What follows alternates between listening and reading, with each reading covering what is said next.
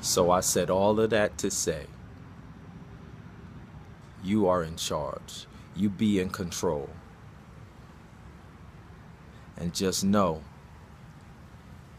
if you're out in public and you don't you don't conform to the norm, there's a possibility that someone with the George Zimmerman mindset can see your actions or see an attitude that you have, or how you act out when you're upset, and it may put your life in jeopardy. You have to be in control. You have to win the battle of controlling yourself, your emotions, your attitude, how you respond to authority. Because really, literally, it is life or death. And if you do any normal thing, if someone drove a car and almost ran you over, I'm sure you would respond a certain type of way. But because we've been dehumanized, then an officer can claim, in the case of Mike Brown, that he was telling them to get on the sidewalk. What officer do you know backs their car up and almost runs you over and then swings their door open, trying to tell you to, or even trying to apprehend you for any reason? What happened to turning on your lights or your siren, getting on the bullhorn? This is the police. This is the police. You're ordered to get on the sidewalk, lay on the ground, put your hands above your head, get on your knees. What happened to all of that?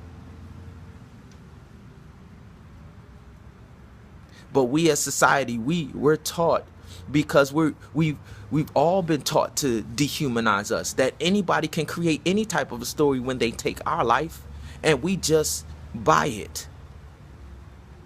We just buy it.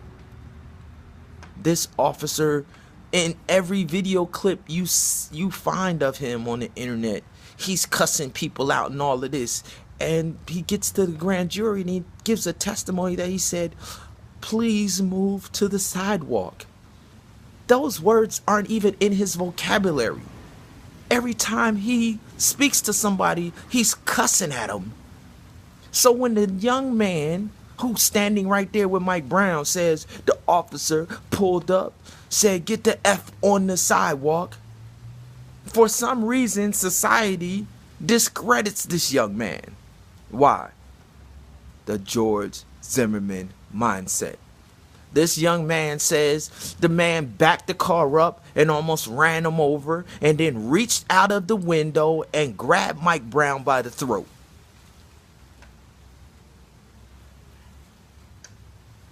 This man and society, who dehumanized these two young men, leaked some false story that his orbital eye socket was broken by some punches that never ever happened. So they leak a false story on the side of the officer and then quietly retract it. But because the young man who was cowering on the side of the road, scared for his life, because like he said, the officer never said, "I'm not shooting at you." But because he saw the officer fire at Mike Brown while he was fleeing, and Mike Brown's back was to him, he saw him shoot at him, and then Mike, his friend, turn around and put his hands up. Because the young man said he shot Mike Brown in the back, and the autopsy showed no bullet in the back, oh, now all of a sudden he's not a credible witness. Are you serious? This young man who's on the ground cowering for his life, he saw a shot fired.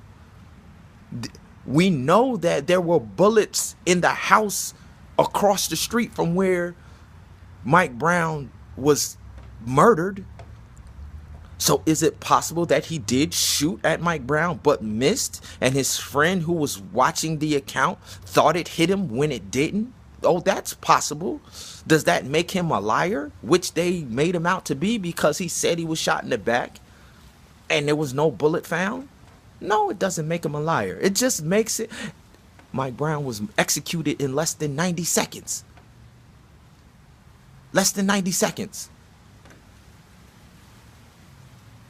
When you add up the man's story, he did this, he turned around looking like a demon, hulked up, charged at me, I shot, he swelled up like the Incredible Hulk, or like Hulk Hogan, like he was gonna, and if I thought to myself, can I shoot him? And I said, I have to, because if not, then I'm gonna die. He ain't even have all of that time. 90 seconds? Are you serious? He didn't have all of the time. He claims that the boy reached in the car, tried to take the gun, pummeled him half to death, punched him all in his face, in his eye. Somehow, miraculously, he was able to, if this Hulk Hogan-like individual got hold of his gun, according to his testimony, it was over. So how was he able to? Come on, man. It's just too much. It's too much. It's too much. So what I'm telling you, my beautiful child, you have to get control of yourself.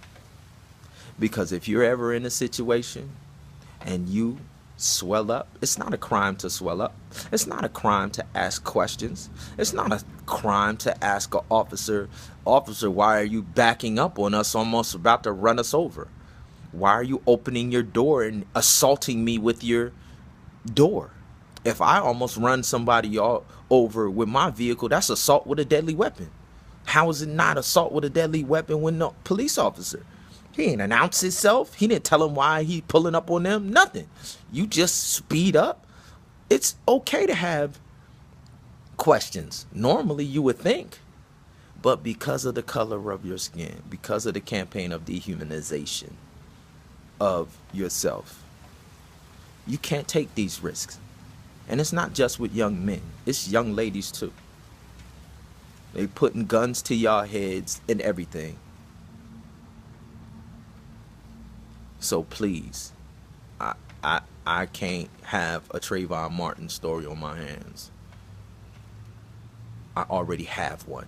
Every Trayvon Martin is my Trayvon Martin. Every Mike Brown is my Mike Brown. Every Trayvon Martin is my Deja. Every Mike Brown is my Xavier Leggett. That's why we gonna start this campaign and we gonna make this wrong right. The dehumanization of our young people stops here today. This is the PhD Lifeguard signing off.